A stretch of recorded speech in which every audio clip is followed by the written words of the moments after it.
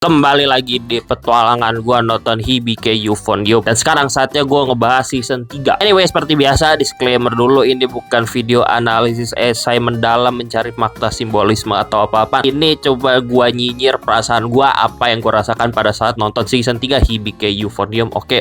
Dan video ini bakal spoiler season 3 semua. Jadi gitu ya, tahu diri lu pada udah spoiler nih. Tapi sebelum gua lanjut bahas season 3 nih ya, Hibike Euphonium, gua mau rant dikit ke movie Chikai no Finale. Yang Chikai no Finale ini tuh movie art kelas 2 SMA-nya Kumiko yang gua kasih rating 7 dari 10. Bagus, oke aja, cuma kayak ya udah sekadar bagus aja. Gue tuh males kontenin karena enjoyment gue tuh kurang gitu. Tapi gua rasa perlu gua omongin juga ini movie karena ya ini art kelas 2 Kumiko. Jadi ya gua pas lipin aja lah di video gua ngomong season 3 ini karena gua malas lama-lama bahas bagian ini cuma rant. Ya udah gua speedrun aja tentang bahasan Chikai no Finale. Kumiko kelas 2 obviously jadi cutting. Dia ngerasa harus jadi cutting yang panutan gitu buat adik tingkatnya. Ada anak kelas 1 namanya Kanade yang jujur first impression gue ke dia agak-agak enak. Orang ini freak. Cuman gue kepo sih kenapa dia ngeselin gitu. Dia ini kan main Euphonium dan pas audisi buat persiapan lomba dia tuh aslinya mau nge-throw. Dan kenapa sih dia nge-throw? Gue penasaran gitu. Ternyata pas SMP sekolahnya juga pakai sistem audisi kayak kita uji. Dan dia yang kepilih dibanding cuttingnya. Tapi pas lomba nyatanya malah kalah. Terus orang-orang nyalahin dia lah. Kalau gitu mending aja cutting dipilih gitu loh. Yang beda sama kita uji karena orang-orang kita uji masih mending tuh pas audisi trompet solonya Reina. Pokok itu highlight movie-nya buat gua. Kanade nge-carry ini movie yang gue penasaran lanjutan karakter ini orang itu kayak gimana sih. Dan terus juga di movie ini ternyata nunjukin progres hubungan Suichi sama Kumiko yang akhirnya ditunjukin dan gua kaget dapat screen time lumayan banyak di movie-nya. Bahkan movie-nya diawali pakai acara si Suichi nembak Kumiko, ya gua kaget banget. Movie-nya berakhir dengan kita uji kalah lagi,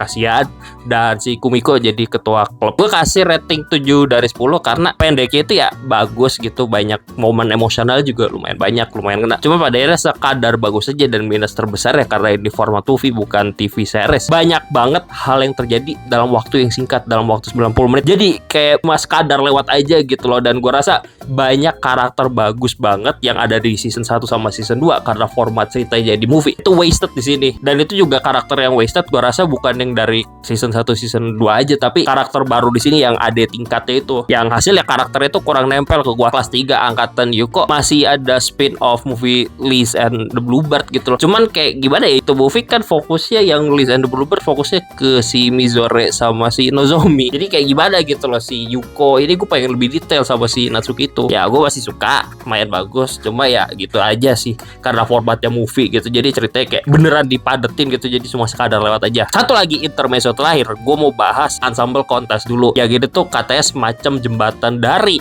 Chikai no Finale sama ke season 3. Ensemble kontes ini ya fun buat diikutin gitu loh, buat memperdalam karakter Kumiko sekarang jadi ketua gimana. Alasan gue pengen nyelipin ini karena ada satu scene di mana Kumiko ngobrol sama Mizore, tuh waifu gue, dan jendela gitu. Macet kan jendela ya pas itu, terus Kumiko ngebuka jendela dan si Mizore ngomong, "Lu jago buka jendela." Yang gue tangkep sih ya maksudnya secara figuratif, Mizore muji Kumiko yang jago ngebuka jendela hati orang. Yang emang bener sih karena banyak konflik yang kelar karena Kumiko jago ngebuka jendela hati orang dengan ngomong belak-belak. Kadang pas dan kena banget di situ. Anyway, itu aja intermezzo gue gitu tentang Chikai no Finale sama ensemble kontes. Dan sekarang saatnya gue beneran ngomongin season 3. Dimulai dari first impression gue ke season 3. First impression gue ke season 3 obviously stakesnya itu udah tinggi banget. Kumiko sekarang jadi ketua klub di kelas 3 dan ini tahun terakhir dia bersama angkatannya buat mendapatkan emas di tingkat nasional. Di sini juga diperkenalkan banyak karakter yang fun kayak bocah kelas 1 yang kayaknya tegil tapi lucu. Dan gue kepo sama tingkahnya Kanade yang gue demen ngeliatnya pas di movie Chikai no Finale sama ensemble kontes. Ada juga ya beberapa karakter baru tapi nggak baru, yang baru di si suaranya itu dari ensemble kontes. Terakhir karakter yang baru banget namanya Kuroe Mayu, seorang pemain Euphonium sama kayak Kumiko dan Kanade. Dan Kuroe Mayu ini ya a very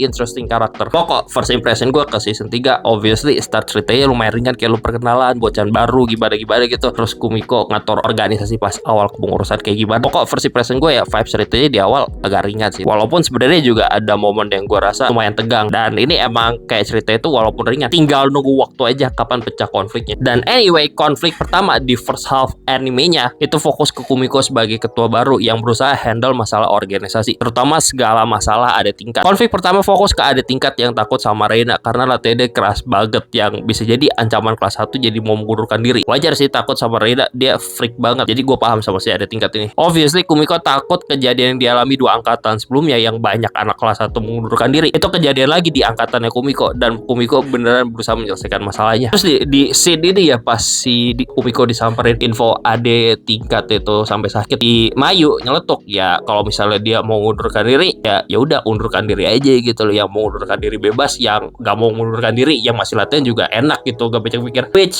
ya bener sih, gak salah sih, cuman kayak gimana ya, aneh gitu loh, tiba-tiba diomonginnya kayak gitu. Oh ya, ini kejadiannya sebelum Sunfest sih, yang ada tingkat yang takut sama si latihan Reyna gitu. Cuman gue heran aja sih, Sunfest ini kagak ditunjukin konsernya gitu deh. Anyway, konflik kedua setelah Sunfest sama si Motomo yang ada masalah sama keluarganya, yang kakeknya itu pelatih sekolah lain yang lolos ke tingkat nasional di tahun sebelumnya. Motomo ngejauh dari keluarganya karena kakaknya yang meninggal dulu dicengin pas masuk sekolah yang diajarin kakeknya, kayak dituduh ordal lah atau apa. Padahal dari ceritanya kakaknya emang jago banget dan emang suka banget mainan musik gitu. Tomo nggak mau kejadian itu terjadi lagi ke dia. Dia bener pengen enjoy main musik aja tanpa ada noise, misalnya dihujat orang dalam atau apa. Akhirnya dia milih ke Kitauji yang gak ada hubungan sama kakeknya itu. Dan at least paling nggak sama Kumiko sama Midori di sini diajak ngobrol. Lo paling nggak cerita deh ke kakek lu. So di akhir ini Motomo lucu banget cara dia ngeliat Midori. Opini gue di titik ini ya, di pas pengenalan Kumiko sebagai ketua. Kumiko ini ketua yang so sweet banget, perhatian gitu ke anak-anaknya. Kayak nyamperin ada tingkat yang sakit lah, jadi tempat curhatnya gitu. Terus juga tiba-tiba karena si Motomo tuh yang hubungannya sama masalah personal banget, masalah keluarga. Cara dia nge-handle konflik dua ini tuh kayak ketua organisasi, tapi juga rasanya feelingnya kayak temen juga gua nangkepnya. Yang hasilnya tuh perhatian banget, balance-nya dapet sebagai teman, sebagai ketua organisasi. Gua suka banget first impression gue pas Kumiko muncul nge-handle dua masalah ini di awal cerita. Intermezzo dikit, selanjutnya ada episode yang gak fokus-fokus amat ke musik, tapi fokusnya ke si Kumiko mikirin masa depan habis lulus gimana. Sama Agatha Festival itu yang Kumiko diajak divisinya main keluar, tapi dia nolak karena udah nongkrong bareng Reina, udah janjian. Nongkrongnya tumben di rumahnya, gak diajak ke atas gunung atau apa, itu aneh banget. Ya di situ diajak mainan musik pokok dan lagi-lagi curhat tentang masa depan. Also tingkahnya Motomo lucu banget ke Midori di episode ini. Di episode ini ada bagian yang menarik sih, yang ngeset konflik cerita ke depannya adalah perubahan sistem audisi. Di sebelumnya kan audisi cuma satu kali, sedangkan di kepengurusan Kumiko sistem audisi dirubah gitu. Jadi itu jadi 3 kali audisi gitu. Jadi lomba 1 audisi, kalau misalnya lomba 1 menang terus lolos ke tingkat selanjutnya. Lomba 2 audisi gitu. Terus kalau lomba 2 menang ya udah audisi lagi gitu buat lomba ketiga. Jadi bisa 3 kali ganti line up dengan 3 kali audisi gitu. Itu perubahan drastis ya, ngeset konflik cerita ke depannya kayak gimana. Anyway, abis dikasih napas episode lumayan ringan, langsung lanjut ke bagian lumayan serius, yaitu audisi buat kompetisi prefektur. Singkat cerita, audisi buat prefektur di atas permukaan bagi gua nggak kerasa tegang amat, tapi kayak aneh aja feelnya, entah kenapa jujur. Tapi mungkin yang bikin ini agak aneh buat gua, pas itu ada tingkat kelas 1 yang freak tapi lucu. Itu dipilih daripada yang kelas 2 yang dirasa lebih jago sama anak-anak lainnya. Karena di situ tuh ada anak yang mempertanyakan gitu, itu si cewek Tomoe tinggi kan lucu tuh. Itu meragukan keputusan kenapa yang dipilih si anak kelas 1 ini yang pakai kacamata itu. Jadi pada mempertanyakan si Taki Sensei kenapa milih dia. Bahkan Kumiko sendiri juga mempertanyakan kenapa Taki Sensei milih dia bukan yang lainnya itu yang kelas 2 yang dirasa lebih jago. Tapi kayak ya udah di sini gue mikir deh, setup ceritanya mungkin kedepannya bakal kayak gini lah, mempertanyakan keputusan si Taki Sensei kayak gimana. Anyway, lanjut ke bagian saja, itu jalan-jalan ke semacam kampus expo. Kayak ini banyak orang yang bisa relate ke Kumiko, sumpah, yang mumetnya milih abis lulus SMA, SMK, lu mau lanjut kemana? Bingung habis lulus SMA mau ngapain ntar gitu loh, bla bla bla, mikir ke depan mumet. Bahkan sampai sekarang aja gue bingung mau ngapain. Kayak sekarang gue YouTuber pengangguran berharap dapat duit dari YouTube gitu, jadi tolong subscribe YouTube gue please. Terus juga ada bagian kolam renang yang lumayan lah fan service tipis-tipis gitu, dan harusnya gue ngeliat fan service ini kan ringan gitu, enak gue ngeliat cewek-cewek waifu buat break dikit, tapi percakapan karakternya gak ringan sama sekali, jadi malah bikin kepala gue agak pusing gitu, kepikiran. Apalagi pas si Kumiko ngobrol sama Mayu, yang hasilnya itu episode gue gak dapat feeling fan service sama sekali, malah kepikiran sama tingkahnya Mayu, dan tingkahnya itu bikin gue heran, jadi orang maunya apaan. Jadi di bagian ini, di bagian apa tuh kompetisi prefektur, setahu gue emang lombanya di skip atau apa deh gitu, jadi makanya gue heran aja sih lombanya banyak di skip, konsernya gitu-gitu. Anyway, lanjut dah. Selanjutnya buat audisi kompetisi tingkat Kansai, dan audisi ini dilakukan di training camp. Usually awalnya masih chill banget, santai gitu loh, bercanda-bercanda lah di camp gitu. Tapi pas udah fokus ya audisi latihan gitu, udah beneran serius langsung boom. Apalagi udah mulai audisi Euphonium yang Kuroe Mayu sama Kumiko itu. Hal yang menonjol dari arc ini ya gue rasa percakapan Kumiko sama Mayu di kamar mandi, yang sebenarnya bukan percakapan sih, agak berantem juga.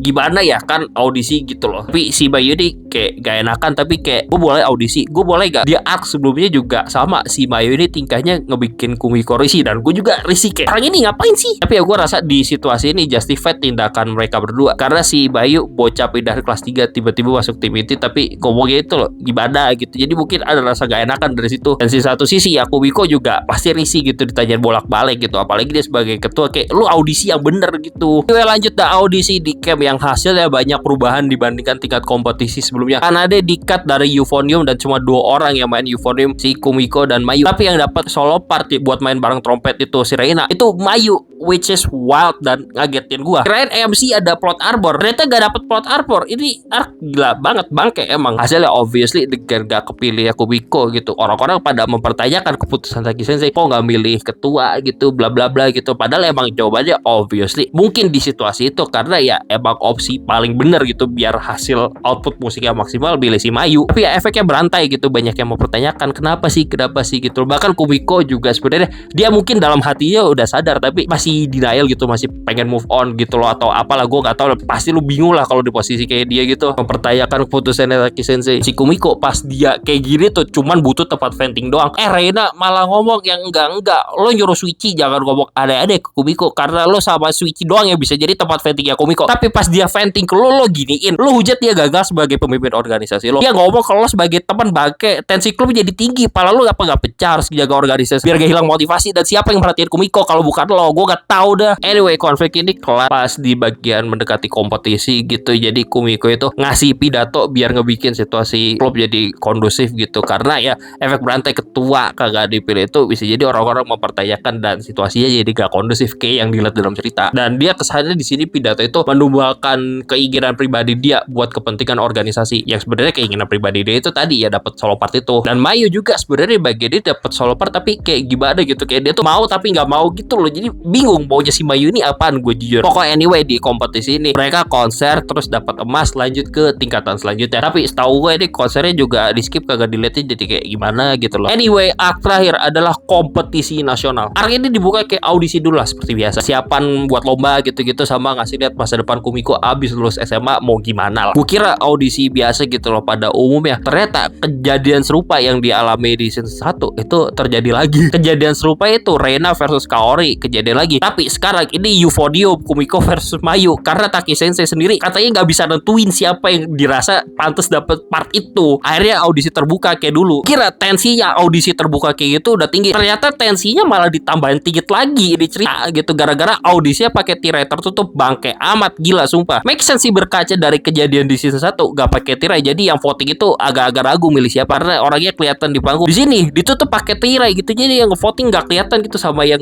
di atas panggung. Mana lagi hasil voting gitu seri dan Reina jadi tiebreaker ya. Obviously Reina sih paling objektif, kelihatan milih yang dia rasa paling bagus, dan ternyata dia milih Mayu. Emang plot armornya Kumiko itu dirinya lepas udahan, gua gila gak ngerti dah. Kumiko di atas panggung buset deh, itu dia nangis aja tapi dia berusaha kelihatan kuat, dan akhirnya juga pidato buat ngebikin kondisi organisasi di situ buat kondusif gitu loh. Pas keluar juga ketemu si Kanade dan tetap berusaha kelihatan kuat, sampai akhirnya ketemu Reina di atas gunung tempat mereka biasa aja tuh, pecah tuduhan bocah nangis. Di episode intens banget bangke, macam battle shonen, buset, macam Gojo versus Sukuna, sumpah intensnya. Endingnya tentu obviously cerita ini ya happy ending gitu. Akhirnya kita Oji mendapatkan emas di tingkat nasional. Tapi gimana ya cara mempresentasikan itu loh, ngena banget. Kayak gue akuin gue nangis pas ngeliat endingnya sih, kita Oji ini dapat emas akhirnya gitu setelah perjuangan bertahun-tahun. Kayak ini sekolah dengan segala naik turunnya, dari awalnya organisasi orkestra itu jelek banget sampai akhirnya juara nasional, itu gila sih naik turunnya. Dan akhirnya semua perjuangan Kumiko dan kawan-kawan dari dulu itu nggak sia-sia, akhirnya dapat emas di tingkat nasional. Anyway, segitu aja pendapat gue tentang cerita itu kayak gimana yang bagus. Selanjutnya gue mau nyinyirin beberapa karakter yang gue rasa stand out banget di season 3. Yang pertama gue mau nyinyirin Kuroe Mayu, bocah pindahan dari sekolah yang katanya jago banget tuh orkesnya. Gue bilang lagi ya, ini karakter menarik banget itu buat gue. Misalnya dari desain karakter itu, dia cantik banget gitu loh, lucu banget, imut banget gitu loh, mama banget kan ya kalau katanya dia gitu, yang waifuable lah pokok. Desain karakternya mantap, jujur sama so sweet dah dia tuh. Tapi sebenarnya ya obviously dari sisi cerita dia ini agak bikin gue risih. Kayak apa ya, tingkah aja itu loh pasif agresif first impression gue ke dia. Makanya gue kepo backstory-nya apaan sih, kenapa dia kayak gini. Karena gue bingungnya, lu tuh karakter yang pengen gue benci atau pengen gue suka gitu loh. Karena gue suka gitu, tapi gue juga benci di titik ini. Gue tuh ngerasa risih pas dia tuh di dialog ngobrol sama Kumiko yang nanyain bolak-balik, gue beneran gak apa-apa ikut audisi gitu. Kumiko sebagai ketua obviously kasih jawaban yang sama bolak-balik, audisi yang bener, jangan nge-throw. Tapi Mayu ngeliat itu jawaban Kumiko sebagai ketua yang mengutamakan kepentingan organisasi, bukan kepentingan Kumiko sebagai individu terlepas dari jabatannya. Emang dasarnya nih kayak apa ya, ada dia nih baik tapi gue nggak tahu baiknya kenapa gitu. Ada feeling kayaknya dengan dia nyuruh Kumiko nge-throw itu, dia gak mau dimusuhin Kumiko karena misalnya kalau dia menang dia takut dimusuhin. Tapi di satu sisi dengan cara ngomong itu, dia berarti oh gue lebih jago dari lu, berarti gue bakal menang ini. Jadi kayak gimana gitu loh tingkahnya. Dan kalau nggak salah karena dia juga sempat nyeletuk kalau mau nge-throw ya nge-throw aja, gak perlu izin ke Kumiko gitu. Dan gue juga di sini unironically setuju sama si Kanade, kayak lu kalau misalnya mau ngalah aja, nge-throw aja. Terus kalau misalnya lu mau nge-throw gitu ya, terus lu kenapa minta pakai izin segala? Ternyata dia itu cuma mau nge-throw kalau disuruh si Kumiko, karena Mayu ini punya value ke musik dia sendiri. Dia nggak bisa ngebohongin dirinya sendiri kalau dia itu tetap mau menang. Tapi dia juga takut dimusuhin karena gara-gara kalau dia menang, kejadian di masa lalu itu bakal terjadi lagi di Kumiko. Di apa, dia kan audisi juga gitu buat di klub orkes sebelumnya. Ternyata dia yang kepilih terus gitu, dan temannya awalnya kayak gak apa-apa kok, gak apa-apa lu yang menang terus karena lu emang jago.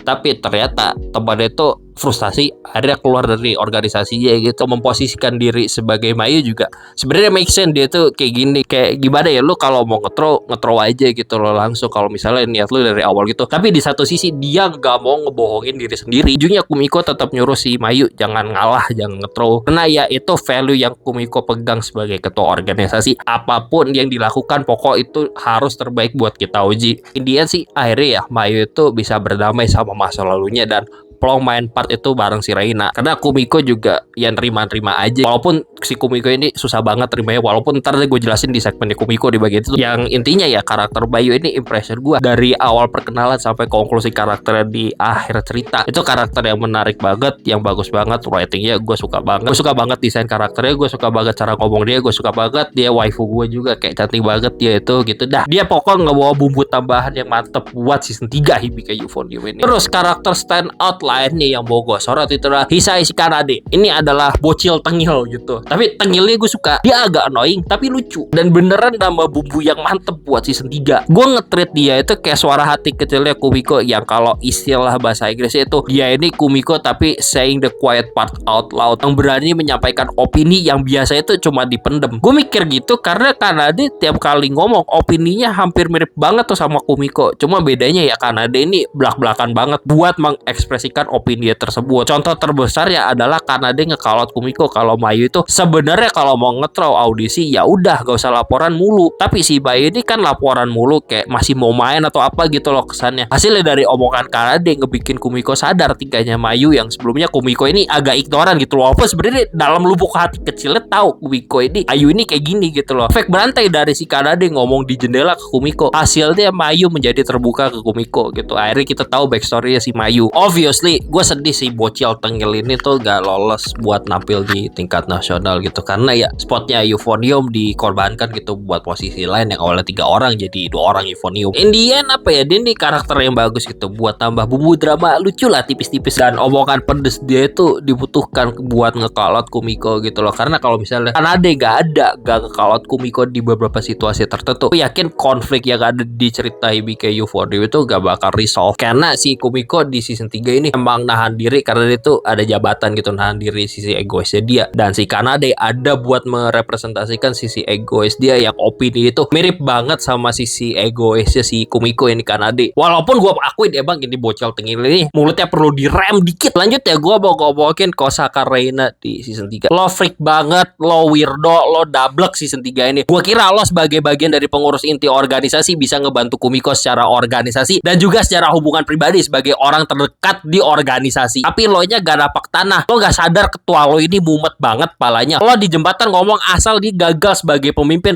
Maksud lo apaan? Gue yakin pas itu Kumiko ngobrol sama lo pas cerita organisasi lagi gak baik-baik aja, mempertanyakan Taki Sensei gara-gara hasil audisi dan segala tetek bengeknya. Dia itu cuma butuh teman cerita, butuh tempat venting doang. Bukan posisinya itu bukan sebagai pengurus organisasi. Dia tahu dia itu salah kalau misalnya lu ngeliat dari perspektif organisasi. Dia curhat ke lo sebagai pribadi terlepas dari jabatan. Karena di situ Kumiko tahu dia salah dan gak bisa nyalain siapa-siapa selain dirinya. Gagal audisi itu dan efek berantainya ke situasi organisasi jadi gak kondusif. Yang jadi banyak orang mempertanyakan kenapa Kumiko gak dipilih. Lo sebagai si paling organisasi, si paling ambisius, asal ceplos-ceplos tanpa mikirin beban ketua lo. Lo ngomong ke si Shuichi cuman lo berdua yang bisa jadi tempat Kumiko cerita, tempat curhat, tempat venting tentang masalah kehidupannya, apalagi tentang organisasi dan hal lainnya. Giliran dia curhat banyak ke lo malah lo gituin. Gue tahu emang goals itu ngincer emas, gue tahu. Cuman lu kalau ngeliat dari satu sisi doang, lu malah ngerusak mental ketua lo yang malah jadi tambah mumet palanya. Coba posisikan diri lu sebagai Kumiko dah, sumpah. Anyway, gue nggak bisa nyalain Reina sih ngomong kayak gitu, karena kalau misalnya dari beneran full perspektif organisasi, tetap Reina ini bener. Cuman gini ya, cara Reina ngeliat sesuatu itu di season 3 terlalu ngeliat ke atas, jadinya lupa ke bawah, gak memperhatikan lingkungan sekitarnya itu ada apa sih. Hasilnya sisi manusia itu dia kurang sisi manusianya, dan sampai akhirnya berantem sama Kumiko di atas jembatan. Yang masih gak gue maafin, lu udah maafin tapi kayak freak banget lo Reina. Gue gak bisa benci Reina juga sih, karena gue tetap melihat refleksi diri gue pas SMA dulu dengan tingkah sotoy gue handle organisasi itu ya bisa dibilang agak relate ke Reina. Dan gue kayak ya udah ini emang kayak gue dulu, dan tetap gue gak bisa benar benci sama Reina. Gue masih suka kok, dia cantik banget kok gitu loh, lucu kan kalau tingkah awkwardnya dia gitu manis. Nah si Reina ini gue rasa emang kurang ngerti gitu loh rasanya kalau misalnya keputusan organisasi itu sangat diprioritaskan. Kemungkinan besar emang bagus banget buat organisasi, tapi bisa nyakitin individu, bisa nyakitin pribadi gitu loh. Dan ujungnya dia tahu kadang rasanya keputusan yang sangat mengutamakan organisasi itu bisa jadi sangat menyakitkan, dan itu dia alami pas audisi Euphonium itu. Udah janji mau main bareng Kumiko di kompetisi nasional, tapi mau gak mau milih yang dirasa bakal lebih penting buat organisasi, dan yang kepilih Mayu pas audisi tutupan tirai itu. Akhirnya tuh nangis di atas gunung sama si Kumiko itu. Dia akhirnya tahu gitu rasanya mengutamakan organisasi itu emang bagus, tapi tetap juga nyakitin dirinya sebagai individu. Pokoknya gue tahu sih situasi kayak gini tuh penting banget buat organisasi, cuma apakah kadang itu worth it buat rusak hubungan individu lo sama orang terdekat lo gitu loh. Apalagi sampai ngomong lo gagal sebagai ketua klub, lo gagal sebagai presiden klub.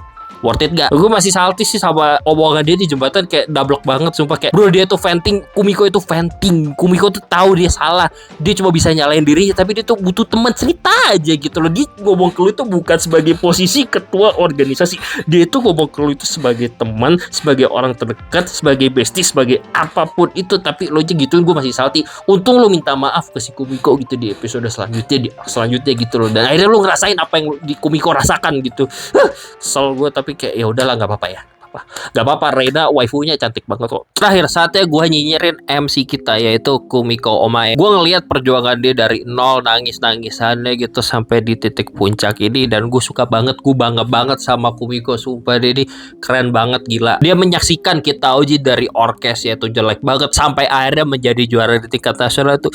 Bangga banget gue sama si Kumiko ini. Dengan segala kekurangan dan kelebihan yang dimiliki Kumiko, dia adalah karakter yang bagus banget penulisannya dari segala hal. Dan kalau kita ngomongin fokusnya season 3, konflik season 3 obviously fokusnya ke gimana sih cara si Kumiko ini handle organisasi itu kayak gimana, bisa ngejaga motivasi anggotanya lah atau apalah, dan obviously cara dia ngebawa Taoji ke tingkat nasional, dan dia yang harus bolak-balik menumbalkan keinginan pribadi, keinginan egois dia buat kepentingan organisasi. Itu rasanya kayak gimana. Gue udah ngomongin masalah Kumiko bolak-balik di nyempil-nyempil di cerita, nyempil-nyempil di analisis karakter lainnya, tapi karena dia ini MC gitu, ini ratu gua, cantik banget dia ini, jadi harus dikasih spot sendiri juga gitu loh. Karena dia ini waifu terbaik Hibike Euphonium gitu loh. Gue pengen nikah sama Kumiko, gimana caranya dah. Anyway, sebagai ketua, Kumiko ini manajemennya itu bagus banget. Dia ngerti anak-anak organisasi butuh apaan dan jago memposisikan diri sebagai ketua organisasi dan juga sebagai teman yang mau mendengarkan keluhan anak-anaknya. Misalnya di konflik ke-1 sampai ada yang sakit, dia samperin ke rumahnya gitu, ngobrol tatap muka, lu ada masalah apa sih? Dan juga di konflik keluarga Motomo, dia juga mendengarkan Motomo ini, lo kenapa sih gini-gini cerita sama gue. Hasilnya ya anak-anak klub seneng banget gitu sama kepemimpinan Kumiko yang perhatian banget. Cuman perlu diakui minusnya Kumiko sebagai ketua itu decision making dia, yang dia itu nggak bisa satset buat mengambil keputusan, yang kadang itu mengandalkan Reina sama si Shuichi sebagai pengurus inti buat pengambilan keputusan penting. Anyway, poin terbesar Kumiko buat gue adalah dia ini selfless banget, sumpah baik banget Kumiko ini, kayak aduh perhatian banget sumpah.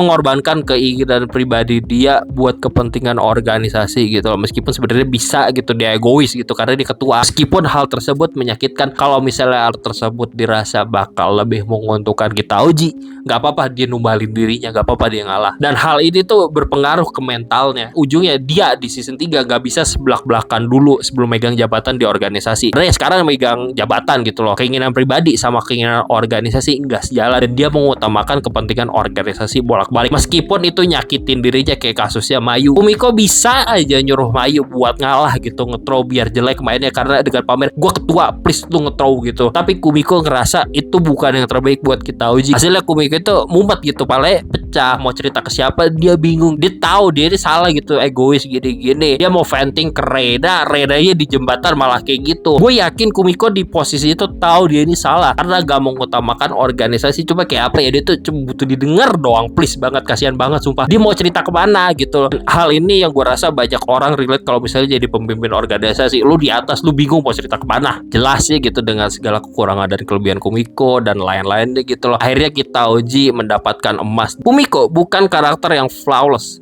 bahkan banyak banget flaw-nya. Tapi flaw-nya Kumiko, minusnya Kumiko yang ngebikin Kumiko itu menjadi karakter dengan penulisan yang bagi itu sangat amat bagus, bahkan arguably sempurna buat gua. Waifu nomor 1 se-Hibike Euphonium, waifu tercantik se-Hibike Euphonium.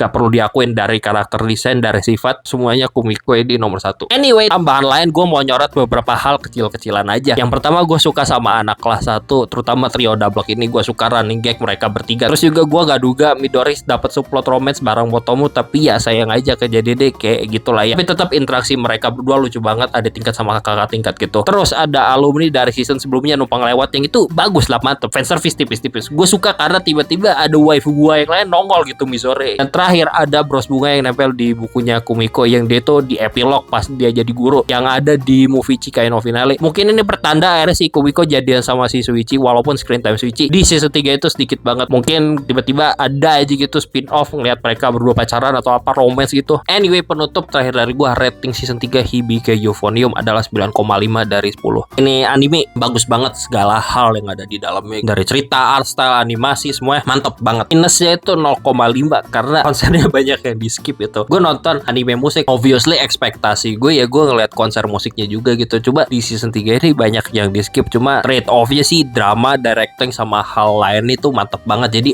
gak apa-apa deh gue maafin. Overall secara series keseluruhan, Hibike Euphonium adalah series yang bagus banget. Ceritanya overall itu konsisten, gak ada turun-turunnya sama sekali. Enjoyable buat mengenang masa SMA lo dengan segala tingkah sotoynya anak SMA. Di sini gue rasa akurat banget sama apa yang lo rasakan di apa tuh zaman-zaman SMA atau kuliah. Dan kalau gue ngasih rating keseluruhan buat Hibike Euphonium dari season 1 sampai season 3 beserta movie-movie-nya ya, series secara keseluruhan 9,5 dari 10 ratingnya. Bagus banget. Gue suka banget sama ini anime, jujur bagus banget. Jadi pokoknya gitu aja buat pertualangan gue di anime orkes anak sekolah SMA gini-gini. Jadi udah gitu aja, ini anime bagus banget. Bye.